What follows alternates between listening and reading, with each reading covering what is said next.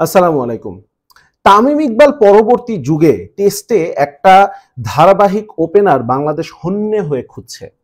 এই তামিম ইকবালই ২০১৮-তে একবার তিনি ইনজুরির কবলে পড়েছিলেন এবং ওই সময় ওই তামিমের জায়গায় সাদমান ইসলাম অনিকের ডেবিউটা হয় এবং প্রথম ইনিংসেই তিনি ৭৬ রান করেন ওয়েস্ট ইন্ডিজের সাথে।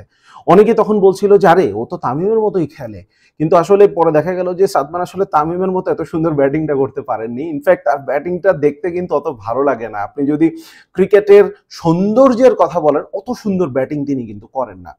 এবং আমরা আমাদের লোকাল ভাষায় যদি বলি, বলা যেতে পারে তিনি কুতিয়ে কুতিয়ে রান করেন। এখন এই কুতিয়ে কুতিয়ে রান যদি করেন কোনো সমস্যা নেই, সমস্যাটা হচ্ছিল সাদমান আসলে রান পাচ্ছিলেন না। প্রথম টেস্টেই বললাম, ইনফ্যাক্ট একটা ইনিংসে ব্যাট করেছেন, সেখানে তিনি ৭৬ রান করেছিলেন। এরপরে সেকেন্ড 50টা পাওয়ার জন্য তাকে আরো ৬টা টেস্ট অপেক্ষা করতে হয়। ৫টা টেস্টে এর মাঝখানে কোনো রান তিনি পাননি। ২০২১-এ ওয়েস্ট ইন্ডিজ বাংলাদেশে যখন আরো একবার আসে, তখন তিনি চট্টগ্রামে সেই ওয়েস্ট ইন্ডিজের সাথে আবারও তার ক্যারিয়ারের দ্বিতীয় 50টা তিনি নেন। এর ঠিক পরের ম্যাচেই জিম্বাবুয়েতে হারারেতে গিয়ে বাংলাদেশ কিন্তু একটা টেস্ট খেলে এবং সেই টেস্টে ১১৫ রানের একটা অপরাজিত ইনিংস খেলেন সাদমান। গতকালকে শান্তকে নিয়ে একটা কন্টেন্ট দিয়েছিলাম, সেখানে বলেছিলাম যে শান্ত একটা 100 করেছিলেন জিম্বাবুয়ের সাথে হারারেতে। This is the same match, একই ম্যাচ যেখানে ওই মাহমুদুল্লাহ সকল আরোটা কেড়ে নিয়েছিলেন। তারপরও সাদমানের 100টা ক্যারিয়ারের ফার্স্ট 100 বলা যেতে পারে। আগের টেস্টেই 50 করেছেন, এই টেস্টে 100। সবাই ভাবছিল যে সাদমান এখন কনসিস্টেন্টলি রান করতে পারবেন, কিন্তু আনফরচুনেটলি সেটা তিনি করতে পারেননি। দলেও জায়গা হারাচ্ছেন, যাচ্ছেন আসছেন। এরপর ২০২৪ পর্যন্ত চলে আসলো। এরপরে আর মাত্র 5টা টেস্ট খেলতে পেরেছেন, যেখানে কোনো 50ও তিনি পাননি।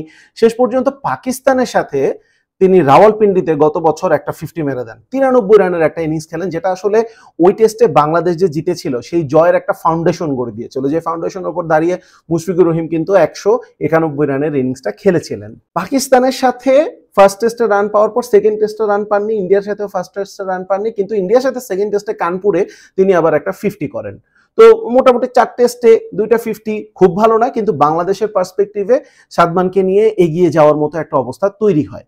কিন্তু এরপর আবার তিনি অফ ফর্মে চলে যান। সাউথ আফ্রিকার সাথে ঘরের মাটিতে সুপার ফ্লপ হন তিনি। 2টা টেস্ট, 4টা ইনিংস, একটা 10 রানের ইনিংসও তিনি খেলতে পারেননি, যার কারণে দল থেকে জায়গা হারান।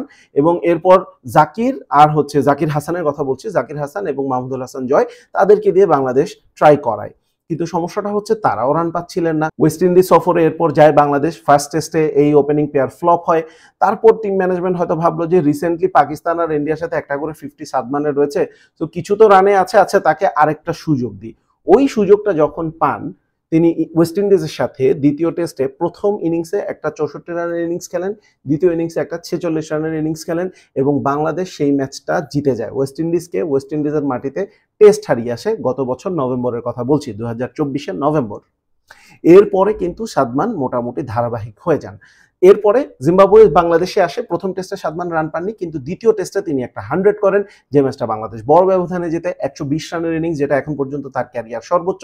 তারপরেই বাংলাদেশ এখন শ্রীলঙ্কাতে গিয়েছে এবং গলে আমরা কিন্তু দেখেছি দ্বিতীয় ইনিংসে তিনি ৭৬ রানের একটা ইনিংস খেলেছেন। প্রথম ইনিংসে মাত্র 14 রান করেছিলেন, কিন্তু 14 রান করার জন্য যে 53টা বল তিনি খেলেছেন, 53টা বলে তাকে অনেক সলিড মনে হচ্ছিল, সুন্দরভাবে ডিফেন্স করছিলেন। সবচেয়ে বড় কথা, নতুন বলের শাইনটা তিনি কিন্তু নষ্ট করে দিয়েছিলেন, যেটা ৪৫ রানে ৩ উইকেট পড়ে যাওয়ার পরে শান্ত এবং মুশফিকের ওই নতুন বলকে আর মোকাবেলা করতে হয়নি অন্তত, যার কারণে তারা দুজন কিন্তু একটা বড় ইনিংস খেলতে, বড় পার্টনারশিপ করতে সক্ষম হয়েছিলেন। তাহলে মোট কথায় কি দাঁড়াচ্ছে? মোট কথা দাঁড়াচ্ছে সর্বশেষ 4টা ম্যাচ যদি আমরা দেখি সাদমান ইসলামের ক্যারিয়ারে, সেই 4টা ম্যাচের মধ্যে তিনি কিন্তু 2টো 50 করেছেন, একটা 100 করেছেন এবং এই সময়টাতে তিনি 42 গড়ে 336 রান করেছেন। এই 4 টেস্টের কথা যদি আমরা বলি, এই যে 4 টেস্টের একটা ছোট্ট অবস্থান বা ছোট্ট একটা সময়ের কথা বলছি, যে সময় সাদমান রান পাচ্ছেন, যে সময় সাদমানকে মনে হচ্ছে যে খুব ডিসাইসিভলি ব্যাটিং করতে পারছেন, খুব সুন্দরভাবে লিভ করতে পারছেন, সুন্দরভাবে ব্লক করতে পারছেন, এই সাদমানকে কিন্তু আমাদের দরকার। আবারও যেটা বলছিলাম যে ওপেনিংয়ে একটা সলিডিটি প্রোভাইড করা কিন্তু খুব খুব খুব জরুরি। অন্য পাশে এখনো কিন্তু স্ট্রাগলটা চলছে। এনামুল হক বিজয় কিন্তু ফ্লপ করেছেন, 2টো টেস্ট সুযোগ পেয়েছেন, জিম্বাবুয়ের সাথে একটা টেস্ট এবং এই গল টেস্টে খুব বাজেভাবে, দৃষ্টিকটুভাবে ফ্লপ হয়েছেন। আমরা জানি না সেকেন্ড টেস্টে এনামুল হক বিজয় জায়গা পাবেন কিনা, কিন্তু মূল কথা হচ্ছে কি, সাদমানও যদি এদিক থেকে এখন অফ ফর্মে থাকেন তাহলে আসলে বাংলাদেশ আবারও ওই পুরনো ঝামেলায় পড়ে যাবে। টপ অর্ডার থেকে অন্তত একজনকে কিন্তু দাঁড়াতে হয়, এবং ওই একজন দাঁড়ানোর ব্যাপারটা, আমরা যদি গোল টেস্টের কথাই বলি, সাদমান দাঁড়িয়ে গিয়েছিলেন বলেই কিন্তু বাংলাদেশ দ্বিতীয় ইনিংসে একটা ভালো জায়গায় পৌঁছাতে পেরেছিল। সো সাদমান ইসলাম অনিক, আপনার সুন্দর ব্যাটিং দরকার নেই, আপনি যেটা করছেন ভালো মতো করেন। Cricket is all about survival, cricket is all about scoring runs. আপনি যতক্ষণ রান স্কোর করতে থাকবেন ততক্ষণ সেটা বাংলাদেশের জন্য কাজে আসবে এবং আপনার জন্য শুভকামনা থাকবে।